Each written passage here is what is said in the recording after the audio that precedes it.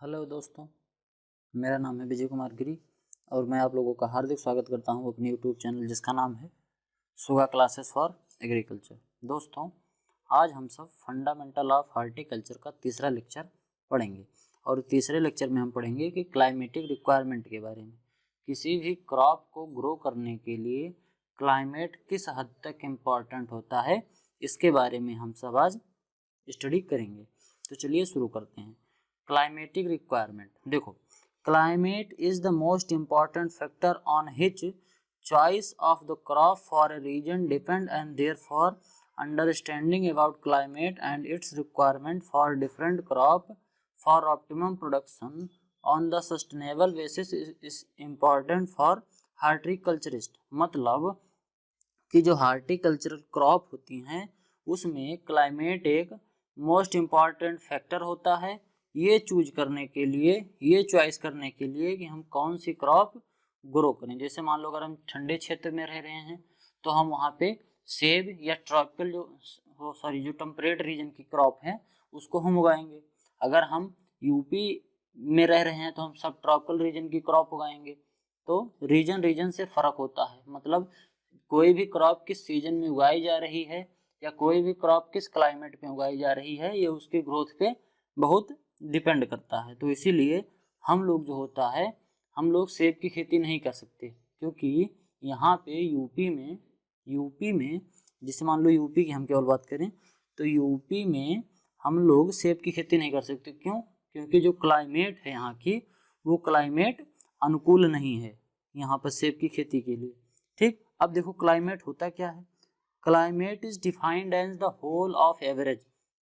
मतलब क्लाइमेट को परिभाषित किया जा सकता है कैसे? जो एटमॉस्फेरिक फिनोमेना है किसी एक पर्टिकुलर रीजन में, और ये कैलकुलेट किया जाता है 30 वर्ष में। जैसे कि 30 वर्ष के अंदर किसी एक पर्टिकुलर रीजन में एटमॉस्फेयर का जो फिनोमेना है उसी के एवरेज को हम क्या कहते हैं? क्लाइमेट कहते हैं। जैसे अगर एवरेज रूप से हम देखें, अगर उस जगह पे हरदम ठंडी पड़ रही है तो हम उसको किस में रखेंगे? टेम्परेट रीजन यानी कि शीत में रखेंगे। ठीक, ठंडे क्षेत्र के फलों में रखेंगे। तो ये होता है क्लाइमेट। अब इस फिनोमिना में जो ये एटमॉस्फेरिक फिनोमिना जो बताया जा रहा है, इस एटमॉस्फेरिक फिनोमिना में लाइट, हीट, वाटर और एयर, ये तीनों के कैरेक्टर उपस्थित होते हैं किसी एक क्लाइमेट को डिफाइन करने के लिए। अगर किसी क्लाइमेट को डिफाइन करना हो तो ये महत्वपूर्ण जो एनवायरमेंटल फैक्टर हैं एटमॉस्फेरिक जो फिनोमिना डिफाइन करने के लिए, यही इम्पॉर्टेंट होते हैं ये बताने के लिए कि कौन सी क्लाइमेट किस प्रकार की है। अब फिर अगला क्या है? लाइट। जैसा कि मैंने बताया एटमॉस्फेरिक जो फिनोमिना था उसमें लाइट थी, तो इसी लाइट, अब लाइट देखो क्या होती है। Light it is essential for purpose of photosynthesis. ये इसेंशियल होती है, आवश्यक होती है प्रोसेस के लिए। कौन सी? फोटोसिंथेसिस, यानी कि ये प्रकाश संश्लेषण के लिए आवश्यक होती है।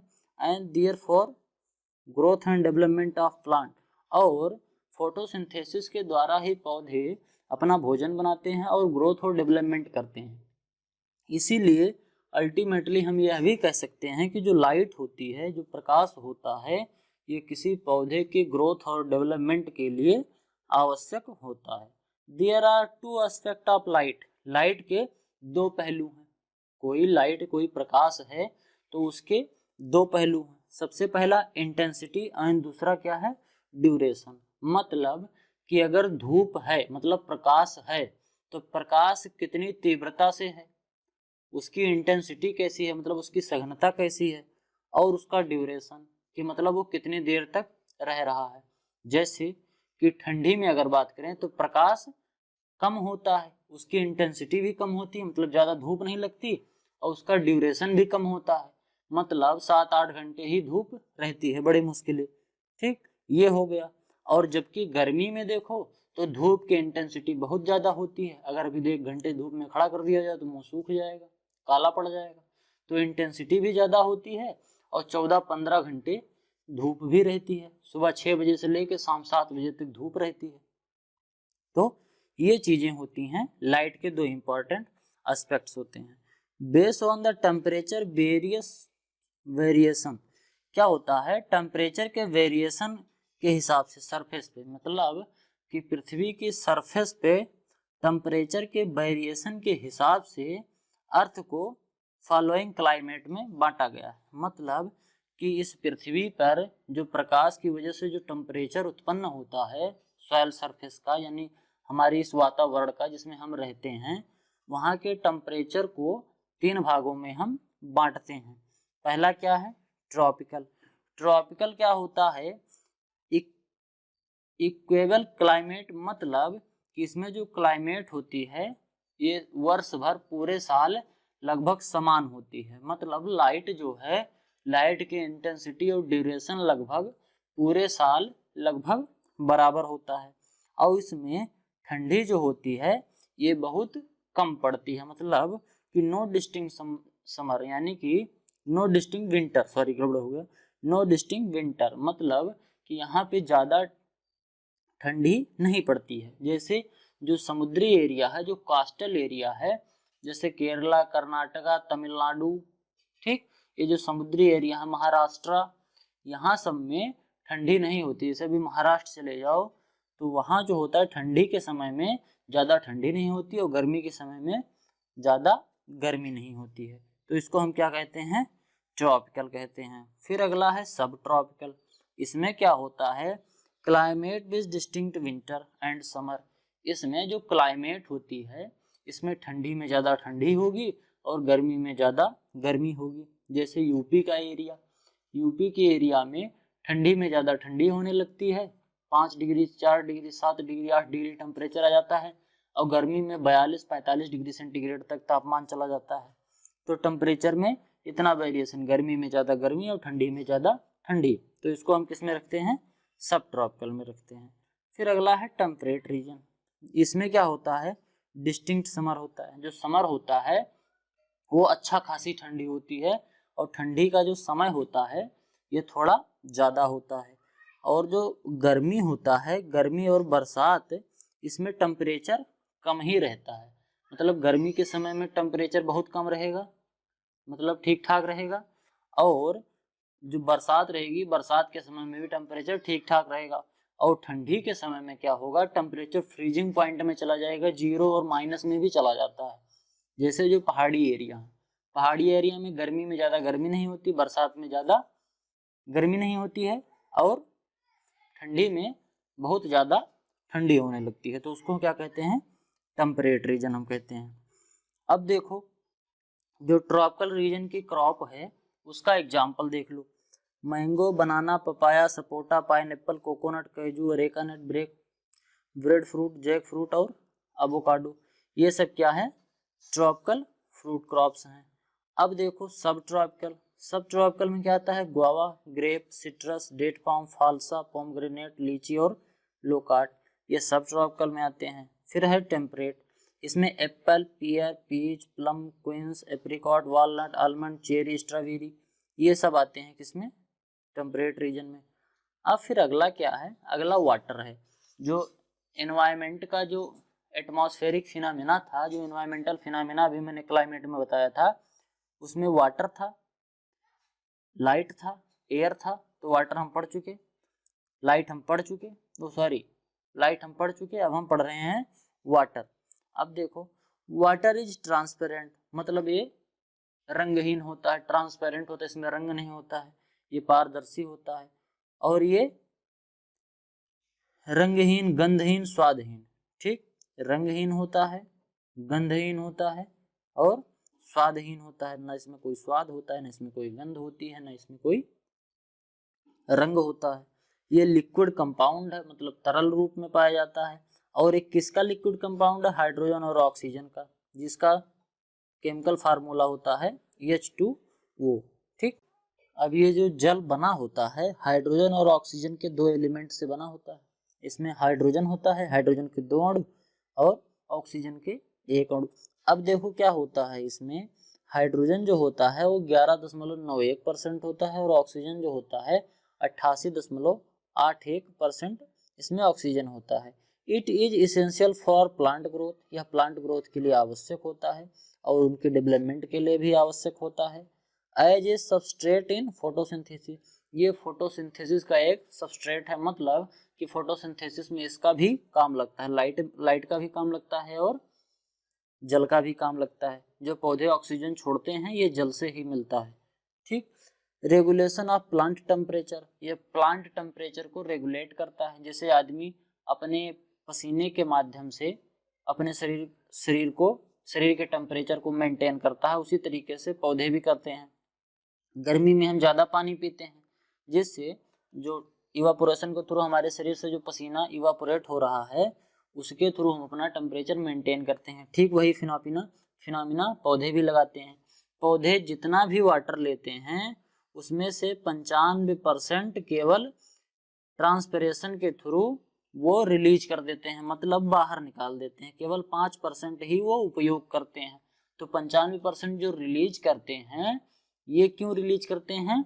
अपना टेम्परेचर बनाए रखने के लिए। ठीक। Distribution of metabolism and nutrient, अब जो पानी होता है ये एक वाहक का भी काम करता है, मतलब कि कोई भी केमिकल कंपाउंड या पोषक तत्व जो पौधे बना रहे हैं उनका ये डिस्ट्रीब्यूशन करता है। और मेटाबॉलिक, जब न्यूट्रिएंट में मेटाबोलाइज होता है न्यूट्रिएंट, तो इनको क्या करते हैं, वो मेटाबोलाइज में मदद भी करते हैं। ठीक।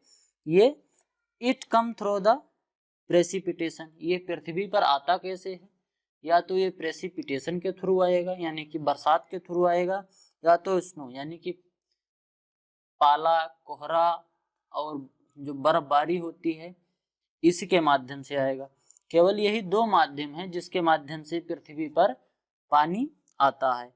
Water requirement of plant is depend on the soil type, किसी प्लांट में पानी की कितनी आवश्यकता है यह उसके सॉइल टाइप पे और इवापोट्रांसपिरेशन रेट पे निर्भर करता है। जैसे कि अगर काली मिट्टी है तो वो पानी वाटर होल्डिंग कैपेसिटी उसकी ज़्यादा होगी, उसमें पानी ज़्यादा दिन तक बना रहेगा, तो हमको पानी कम देना पड़ेगा फसल में। और अगर हम बालू में कोई फसल लगाए हैं तो बालू में हमको पानी ज़्यादा देना पड़ेगा, क्योंकि पानी जो हम डालेंगे वो क्या होगा, पर्कुलेशन हो जाएगा और वो सीपेज हो जाएगा और वो बाहर चला जाएगा, नीचे चली जाएगी, पानी जो होगा नीचे चले जाएगा। बालू में पानी डालो देखो जल्दी सूख जाता है, तो जल्दी सूख जाएगा तो ज़्यादा पानी लगेगा। और इवापोट्रांसपिरेशन रेट, जितना ज़्यादा ट्रांसपिरेशन पौधे करेंगे उतना ज़्यादा पानी लगेगा। और अगर मिट्टी की सतह से ट्रांसपिरेशन हो रहा है, वाष्पीकरण हो रहा है, तो मिट्टी की सतह से भी मिट्टी भी ट्रांसपिरेशन होगा, तो यहाँ भी पानी का लॉस होगा। तो इससे क्या होगा कि हमको पानी की रिक्वायरमेंट बढ़ जाएगी, इसीलिए हमें गर्मियों में ज़्यादा सिंचाई करनी पड़ती है और ठंडी में कम सिंचाई करनी पड़ती है। ठीक। अब देखो, water is also present in atmosphere, water जो जल होता है ये वायुमंडल में भी प्रेजेंट होता है। कैसे? ये वेपर के फॉर्म में होता है। जैसे कि अभी पेप्सी की बोतल लेके आओ और मेज पे रख दो ऐसे खुले वातावरण में, तो थोड़ी देर में क्या होगा कि पेप्सी के ऊपर पानी लग जाएगा, पानी की बूंदें ढेर सारी हो जाएंगी। तो वो कहाँ से आती हैं? वो जो वेपर के फॉर्म में एनवायरमेंट में होती हैं एटमॉस्फेयर में, वही क्या होती हैं, उस पे आके चिपक जाती हैं और चिपक के वो बूंद का रूप ले लेती हैं। तो इसे हमें लगता है कि पानी बोतल भीग गया है। ठीक। This atmospheric humidity also influence the growth and development of plant, ये जो एटमॉस्फेरिक ह्यूमिडिटी होती है ये भी इन्फ्लुएंस करती है, मतलब कि ये भी बहुत इम्पोर्टेंट महत्वपूर्ण होती है किसी पौधे के ग्रोथ और डेवलपमेंट के लिए।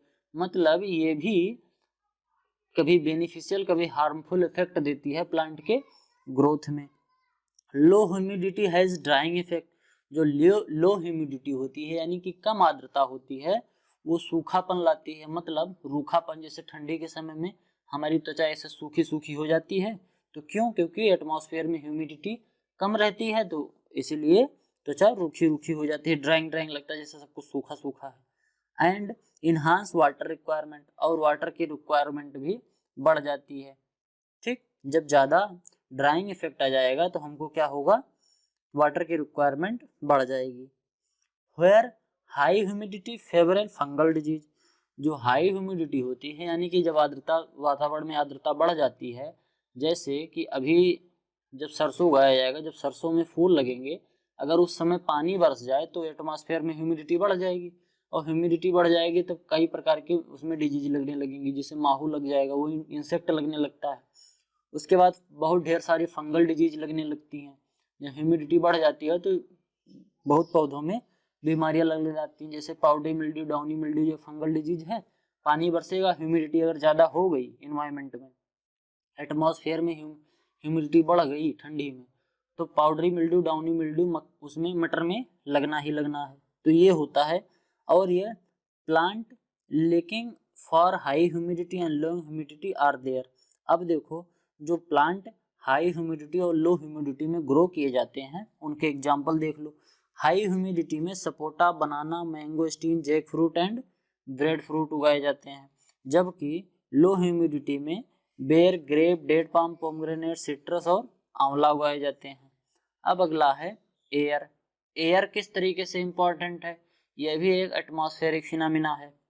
Air a mixture of oxygen, nitrogen and other gas, मतलब ऑक्सीजन, नाइट्रोजन और तमाम प्रकार की, चाहे कार्बन डाइऑक्साइड हो, carbon monoxide, sulphur dioxide, argon और तमाम गैसें हैं, इनका जो एक मिक्सचर होता है, और जो सराउंडेड द अर्थ होता, मतलब कि पृथ्वी को चारों तरफ से घेरे हुए रहता है, ये क्या बनाता है, एटमॉस्फेयर बनाता है। एटमॉस्फेयर में जो होता है वो एयर ही होता है।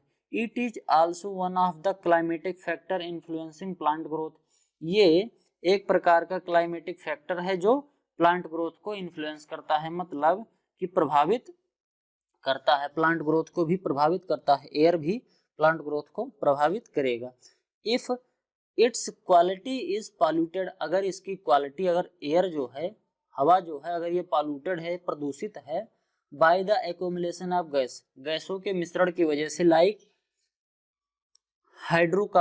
Hydrocarbons, sulphur dioxide, carbon monoxide और NO और एथिलीन और मीथेन, तो ये प्लांट को क्या करेंगे, एडवर्सली अफेक्टेड, ये प्लांट को नुकसान करेंगे। अगर प्रदूषित वायु रहेगी तो प्लांट को नुकसान करेगी। जैसे कि अगर हम ईंट भट्ठे के किनारे या किसी फैक्ट्री के किनारे अगर आम की फसल लगा देते हैं तो क्या होगा कि आम में एक प्रमुख प्रकार का डिसऑर्डर, एक रोग लगने लगता है, जिसको हम क्या कहते हैं, कोयली रोग। उसके नीचे से क्या होता है, वो सूखने लगता है, काले काले उसमें धब्बे पड़ने लगते हैं। तो ये जो होता है किसकी वजह से होता है, इसको ब्लैक स्पॉट भी कहते हैं। इसको ये होता है जब सल्फर डाइऑक्साइड और कार्बन मोनोऑक्साइड, ये इन गैसों का कंसंट्रेशन ज्यादा हो जाता है वायुमंडल में, तो वहां पे ये डिजीज होने लगती है। समझ गए। अब क्या होता है, but we are more concentrated with the movement of air, जैसे कि अगर ये हवा की विंड वेलोसिटी बहुत ज्यादा होगी, जैसे मान लो केला का पेड़ लगाया है, एक समय आया कि कस के चक्रवात तूफान आ गया बहुत तेजी से, तो सब केले के पौधे जितने हैं सब वो लेट जाएंगे। समझ गए। तो ये भी बहुत इंपॉर्टेंट फैक्टर होता है। तमिलनाडु में जो केला बहुत ज़्यादा उगाया जाता है, वहाँ केले में सबसे बड़ी समस्या ये भी एक है कि वहाँ जब तूफान आता है तो केला झूल जाता है, तो झूल ना जाए इसीलिए क्या किया जाता है, उसमें स्टेकिंग की जाती है, उसको सहारा दिया जाता है, बांस बल्ली लगा के उसको रोक देते हैं। इसीलिए एनवायरमेंट में क्लाइमेटिक जो फिनोमिना है, इसमें क्लाइमेट में एयर भी एक इम्पॉर्टेंट सब्सटेंस है। अब देखो, plant according to photoperiodic requirement, photoperiodic मतलब कि फोटो मतलब लाइट और पीरियोडिक मतलब उसका इंटेंसिटी, ड्यूरेशन, मतलब लाइट की ड्यूरेशन के हिसाब से प्लांट कितने प्रकार के होते हैं, तो ये मुख्यतया 3 प्रकार के होते हैं। नंबर 1 शॉर्ट डे प्लांट, ये वे प्लांट होते हैं जो लगभग 8 से 12 घंटे प्रकाश की आवश्यकता रखते हैं, मतलब इनको 8 से 12 घंटे अगर प्रकाश मिल रहा है एक दिन में तो ये शॉर्ट डे प्लांट है, ये प्रॉपरली ग्रो कर जाएंगे। जैसे स्ट्रॉबेरी, क्रेक्जेंथिमम, कॉस्मोस, एस्टर, और ये जितने भी क्रॉप है, राइस है, सोयाबीन है, वैरायटी सोयाबीन की कुछ वैरायटियां हैं, टोबैको है, जेंथियम है, तो ये सब क्या है, बाल्समा है। तो ये सब जितने भी क्रॉप हैं ये क्या हैं, शॉर्ट डे प्लांट हैं। फिर अगला है लॉन्ग डे प्लांट। अगर 12 हावर से एक दिन में 12 घंटे से ज्यादा प्रकाश की आवश्यकता किसी पौधे को है तो वो जो पौधा है लॉन्ग डे प्लांट कहलाता है। अब देखो उसका एग्जाम्पल क्या है, spinach, wheat, radish, potato, hibiscus, ठीक, अमरंथस, ग्लेवियोनिल यानी कि डिल, ठीक, ये डिल होता है, एक मेडिसिनल प्लांट होता है। प्लांटेगो, वीट, ये सब क्या होते हैं, लॉन्ग डे प्लांट हैं। इसको याद कर लेना, ये स्पिनाच, बीट, रेडिस, पोटैटो और वीट ये सब क्या हैं, इंपॉर्टेंट क्रॉप है जो लॉन्ग डे प्लांट के रूप में क्लासिफाई की जा सकती है। फिर अगले प्रकार का जो है डे न्यूट्रल प्लांट है। अब डे न्यूट्रल प्लांट किस तरीके से होता है, most of the fruit crop, ज़्यादातर जो फ्रूट क्रॉप होते हैं वो डे न्यूट्रल होते हैं, जैसे टोमेटो हो गया, और इसके साथ साथ फ्रूट क्रॉप के साथ साथ टोमेटो, पिपर, कुकुम्बर, मिराबिलिस, जिसको हम 4 o'clock प्लांट कहते हैं, चरबजुआ प्लांट कहते हैं, कॉटन और सर्टेन वैरायटी ऑफ पीस, मटर की कुछ वैरायटी, और बुकवीट एंड स्नैपड्रैगन फ्रूट, ये सब जो होते हैं क्या होते हैं, डे न्यूट्रल प्लांट होते हैं। आज के लिए केवल इतना ही। Thank you for the attending my class. If you like the video do not forget to subscribe my channel success with smart learning with Suga classes for agriculture. दोस्तों अगर आपको ये वीडियो पसंद आई हो तो वीडियो को लाइक करें, अपने दोस्तों के साथ शेयर करें और ज़्यादा से ज़्यादा लोगों को चैनल सब्सक्राइब करें, जिससे मेरा मोटिवेशन बढ़े और मैं और भी अच्छे अच्छे कंटेंट आप लोगों के लिए लाता रहूं। तब तक मिलते हैं अगली क्लास में। Thank you.